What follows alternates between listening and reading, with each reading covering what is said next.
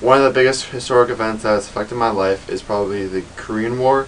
My grandfather, he was the sergeant of the Korean War, and it was our way of kind of like bonding because he would tell me his like war stories, and it kind of made us closer with each other. A historical event that has greatly affected my life was when Martin Luther King died, when he was assassinated. My father at the time lived in Saginaw, Michigan, and during that time, after he was assassinated, there was much social unrest because of it. And also, all of Michigan was feeling a great decline in the economy. And so my grandpa wanted to move my family, or his family, into a more prosperous and much safer environment. So he moved my family to Northbrook, which is where a lot of my family is now. War that's affected my life was World War II because I never got to meet my great uncle. He was in there.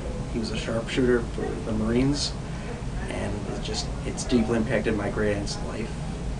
And she still is trying to get over it, but it brought our family closer together. I ask this question because every moment in history has impacted your life in some way and therefore is a part of your history. When people think of studying history, they think of memorizing names, people, and events, which is a small part of history, but not the whole story.